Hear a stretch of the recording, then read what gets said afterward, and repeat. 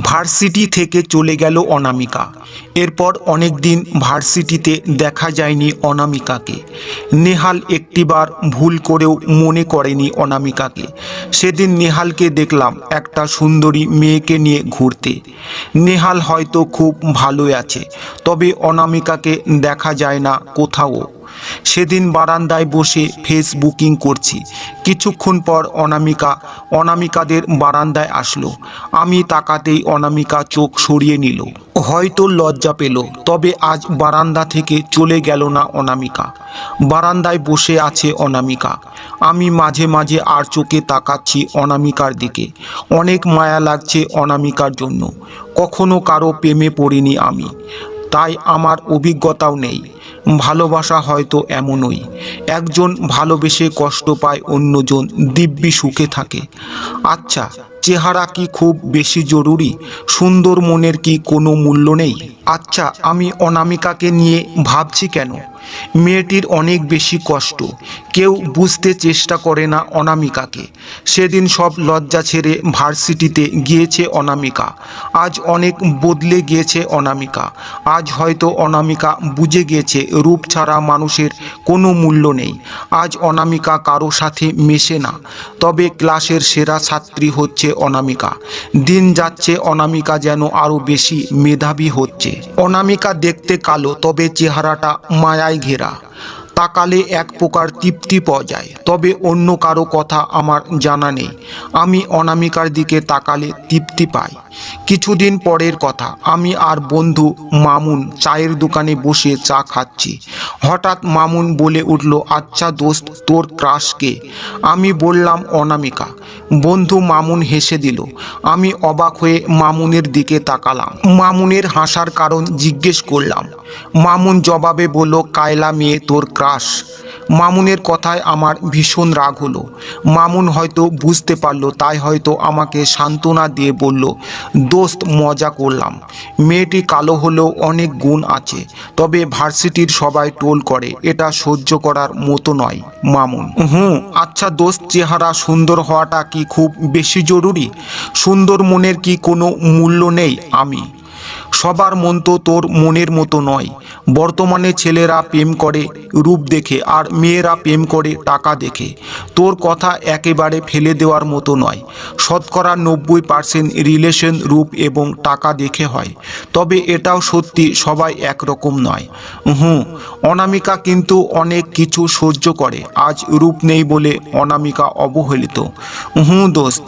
আচ্ছা দোস্ত, অনামিকাকে আমার সাথে কেমন লাগবে? দুজনকে একসাথে দাঁড় করিয়ে দেখা লাগবে দোস্ত। দোস্ত, আমি সিরিয়াস। খারাপ লাগবে না। আমি অনামিকার সাথে প্রেম করব এবং অনামিকাকে বউ করব। সবই ঠিক আছে দোস্ত, তবে অনামিকা তো কারো সাথে কথাই বলে না, রাজি হবে বলে মনে হয় না। আচ্ছা, কি করা যায়? দোস্ত, তুই একটা ফেক ফেসবুক আইডি খোল। আমি ওর বান্ধবীর থেকে অনামিকার আইডির লিঙ্ক এনে দিব। ধন্যবাদ দোস্ত। যেই কথা সেই কথা। একটা ফেক ফেসবুক আইডি খুলে ফেললাম। আইডির নাম দিলাম ভালোবাসার কাঙাল। বন্ধু মামুন আইডির লিঙ্ক এনে দিল। আমি ফ্রেন্ড রিকোয়েস্ট দিলাম অনামিকাকে। 3 দিন হয়ে গেল, এখনও অনামিকা রিকোয়েস্ট অ্যাকসেপ্ট করে নাই। আমি বাধ্য হয়ে মেসেজ করে অ্যাকসেপ্ট করতে বললাম জরুরি কথা আছে। কেমন আছেন? আমি: আপনি? অনামিকা: কি করেন? পড়তেছিলাম। আপনি? শুয়ে আছি। আপনি কি সারাক্ষণ পড়েন? পড়াশোনা ছাড়া আর কোনো কাজ নেই? আচ্ছা, আমাকে পড়াবেন? আমি ছেলেদের প্রাইভেট পড়াই না। আমাকে পড়ানো যায় না? আপনি আমার কে হন যে আপনাকে পড়াতেই হবে? আপনি যা হতে বলবেন। কিছু হওয়া লাগবে না। আপনাকে আমার ভীষণ ভালো লাগে। মাথা ঠিক আছে? আপনি কাকে ভেবে কাকে কি বলছেন? আপনি অনামিকা নন? আমি অনামিকা, তবে আপনি হয়তো অন্য অনামিকাকে ভেবে আমাকে এইসব কথা বলছেন। না, আমি অনামিকাকেই বলছি। আমি দেখতে অনেক কালো। আমি জানি আপনি দেখতে কালো, তবে আপনি হয়তো জানেন না, আপনার চেহারা অনেক মায়াবী। মজা নেন। সত্যি বলছি। আমি অফলাইন হয়ে গেলাম। অনামিকার জন্য আমার মায়া লাগে, তবে জীবনসঙ্গী করার ক্ষেত্রে আমার মন বেশি আগ্রহী নয়। বন্ধু মামুনের সাথে বলেছিলাম ঠিক, তখন হয়তো আবেগ কাজ করছিল আমার মনে। তবে বিবেক দিয়ে চিন্তা করে দেখলাম একটা কালো মেয়ের সাথে সারা জীবন কিভাবে থাকবো। তবে আমার অনামিকার জন্য ইদানিং আমার মায়া খুব বেশি বেড়ে গেছে। কি করব কিছু বুঝে উঠতে পারছি না। আচ্ছা, অনামিকাকে নিয়ে আমি কেন ভাবছি? থাকুক না, অনামিকা অনামিকার মতো, তাতে আমার কি? তবে জানি না কেন অনামিকার মুখটি বারবার আমার চোখের সামনে ভেসে ওঠে। আমি সত্যি ভাবতে চাই না অনামিকাকে নিয়ে। ভাবনাগুলো আমাকে পুড়ে পুড়ে খাচ্ছিল। কি করব আমি ভেবে পাচ্ছিলাম না।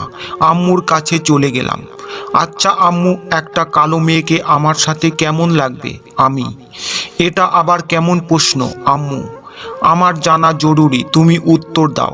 শোন, তোর জন্য আমি একটা মিষ্টি লাল টুকটুকে বউ আনবো। একদম রাজকন্যার মতো দেখতে হবে। আমার ছেলে তো রাজপুত্রের থেকে কোনো অংশে কম নয়। আচ্ছা মা, সবাই যদি সুন্দরী মেয়েকে জীবনসঙ্গী করতে চায়, তাহলে কালো মেয়েদের কি হবে?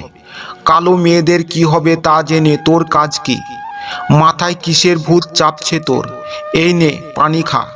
আমি পানি খেয়ে বললাম, মা, সবাই তো সুন্দরী মেয়েকে বিয়ে করে, আমি না হয় কালো মেয়েকেই বিয়ে করব। কিসের বিয়ে বিয়ে করছিস? আগে পড়াশোনা কর, তারপর লাল টুকটুকে বউ এনে দেব। এখন যা, মাথা ঠান্ডা কর। আমি রুমে যে বন্ধু মামুনকে ফোন করলাম। কয়েকবার রিং হওয়ার পর রিসিভ করলো মামুন। দোস্ত, একটা কথা বল মন থেকে। আমি, কি কথা মামুন? দোস্ত, মন থেকে বল, অনামিকাকে আমার জীবনসঙ্গী করলে কেমন হয়? দোস্ত, সত্যি বলতে ওই মেয়ে তোর সাথে যায় না। এই যুগে সবাই সুন্দরী মেয়ে দেখে প্রেম করে, সুন্দরী মেয়ে দেখে বিয়ে করে। তাহলে তুই এরকম করছিস কেন? দোস্ত, কি হয়েছে তোর? দোস্ত, মেয়ের কি অভাব আছে? তোর মতো হ্যান্ডসাম ছেলের জন্য অনেক সুন্দরী মেয়ে অপেক্ষা করছে। তুই একটা সুন্দরী মেয়ে দেখে প্রেম কর। এইসব কায়লা মেয়ের কথা ভুলে যা। আচ্ছা দোস্ত, মেয়েটির জন্য আমার যেন কেমন কেমন লাগে, সেই জন্যই বলতেছি। তুই সব সময় ওর কথা ভাবতে থাকিস, এই জন্যই এমন হয়। তুই ভুলেও ওর কথা মনে করবি না। নিজেকে অন্য কাজে ব্যস্ত রাখ। আচ্ছা দোস্ত, ভালো থাকিস, আল্লাহ হাফেজ। সেদিন রাত্রিবেলা চুপচাপ শুয়ে আছি, তখনও ভাবছি আমি কি করা যায়। অনামিকাকে কেন আমার এত মনে পড়ে? কেন মায়া লাগে অনামিকার জন্য? কেন বারবার আমার চোখের সামনে ভেসে ওঠে অনামিকার ওই মায়াবী মুখ? তবে কি সত্যি আমি প্রেমে পড়েছি অনামিকার? কিছু প্রশ্নের উত্তর মিলছে না। ভাবনাগুলো আমাকে শান্তিতে থাকতে দিচ্ছে না। ফেসবুকের ইনবক্স দেখতেই অনামিকার মেসেজগুলো আমাকে অবাক করে দিল। অনামিকার মেসেজগুলো ছিল, কি ব্যাপার, অফলাইন হয়ে গেলেন? আচ্ছা, আমি কালো হয়েছি, এটা কি আমার দোষ? যদি আমার দোষ না হয়, তাহলে কেন সব সময় আমার কথা শুনতে হয়? কেন সবার হাসি ঠাট্টা নীরবে সহ্য করতে হয়? কেন সবাই টোল করে? জানি না আমার পাপ কি ছিল, তবে সত্যি আর সহ্য করতে পারছি না আমি। আচ্ছা, আমি আপনার কি ক্ষতি করেছিলাম? আপনিও আমার সাথে মজা নিলেন। আমি আপনাকে চিনি না, তবে হয়তো আপনি আমার পরিচিত কেউ হবেন, সেজন্যই হয়তো মজা করছেন। তবে জানেন, আপনি যখন বলেছিলেন আমি মায়াবী, তখন আপনার প্রতি আমার আকর্ষণ হয়েছিল। কেন জানেন? আপনি প্রথম মায়াবী বলেছিলেন আমাকে। আমার মনে মনে অনেক আনন্দ হচ্ছিল, তবে এখন কষ্ট হচ্ছে। আমি আপনার মিথ্যে প্রতিশ্রুতি বিশ্বাস করেছিলাম, আপনাকে নিয়ে ভাবতে শুরু করেছিলাম। সত্যি কথা বলতে, ভাগ্য সবার সহায় হয় না। আমি কালো, এটা কি আমার ব্যর্থতা? নাকি কোনো পাপ করেছিলাম? নাকি আপনার কোনো ক্ষতি করেছিলাম? কেন জানি না, সবাই আমার উপর উঠে পড়ে লেগেছে। রাস্তায়, ভার্সিটিতে টোল করেও শান্তি পাননি আপনারা। বাসায় একটু শান্তিতে থাকি, এটাও হয়তো আপনাদের সহ্য হয় না। এর জন্য ফেসবুকের ইনবক্সে এসে টোল করে মজা নেন। অনেক কিছু বলে ফেলেছি, এই জন্য আমি দুঃখিত। পারলে ক্ষমা করে দিয়েন। ভালো থাকবেন, আল্লাহ হাফেজ। অনামিকার মেসেজগুলো পড়ে সত্যি আমার চোখে জল এসে গেছে। মনের অজান্তে আমার দুই নয়নে অশ্রুর মেলা। আমি অফলাইন হয়ে গেলাম।